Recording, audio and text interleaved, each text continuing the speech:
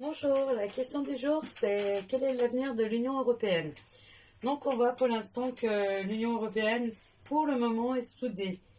Par contre à l'avenir j'ai l'impression qu'il y a quelques pays qui vont vouloir se retirer. Mais le souci qui se passe c'est que quand on se retire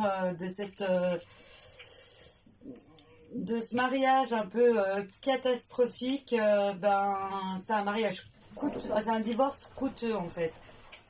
Et le problème qu'il y a, c'est que ces divorces coûteux, tous les pays ne peuvent pas le payer en fait.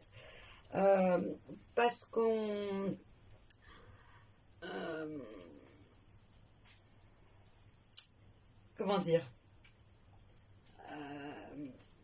Il y a certains pays...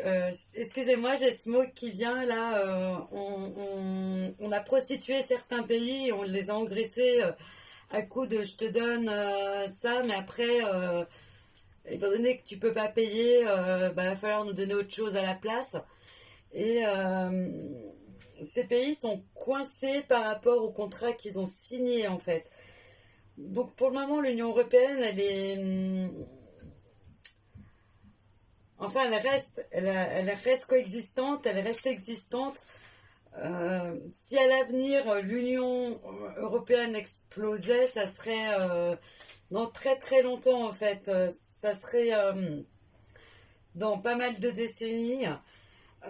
Et dans les médias, non. Le problème qu'il y a, c'est que les pays qui sont les plus faibles, euh, ça leur coûte très très cher. On dirait qu'il y a un espèce de système malsain dans ce monde où c'est toujours les plus pauvres qui doivent payer pour les plus riches. Et les riches s'engraissent sur les pauvres, c'est horrible. J'ai l'impression que ce système, il est corrompu. Par contre, il va y avoir à l'avenir quand même dans les clivages politiques une certaine émergence d'une conscience, mais des plus jeunes. Il y a des jeunes qui vont arriver dans certains pays au pouvoir. Enfin, quand je dis des jeunes, ça va être une quarantaine d'années, ça va pas être des vieux grigous de 70, 80 ans comme on a pu en voir jusqu'à maintenant. Mais ces jeunes, ils vont avoir une envie de rompre avec ce système défaillant qu'il y a à l'heure actuelle. Et j'ai l'impression qu'à l'avenir, l'Union européenne ira beaucoup mieux quelque part parce que ces jeunes vont donner un second souffle, un avenir un petit peu meilleur et ils vont arrêter ce vieux système de quelque part là. On est toujours malgré les républiques, dans un système de royauté avec les riches c'est les rois, les pauvres c'est les serfs, et c'est toujours eux qui triment, c'est toujours eux qui doivent travailler, c'est toujours eux qui doivent payer.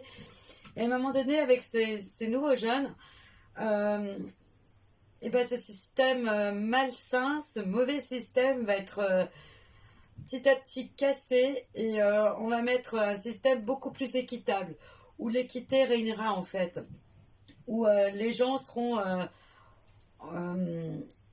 entre guillemets payés à leur sueur, à leur labeur. Et c'est pas, voilà, c'est pas il y aura 3 couches sociales ou 4 couches sociales, c'est tout le monde sur le même pied d'égalité. Euh, il y aura vraiment un souffle nouveau dans l'avenir par rapport à ces clivages politiques, à à ces jeunes qui vont émerger par la suite, qui auront quand même une certaine conscience que les politiques actuelles n'ont pas en fait. C'est comme s'il y avait un nouveau souffle qui allait venir, où il y aura un bien-être, où on va passer au bien-être des gens.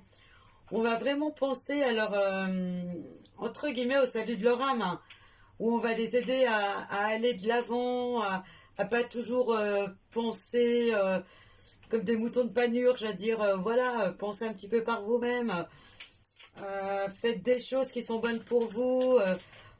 Oui, on le dit maintenant, mais en fait, c'est un peu pour endormir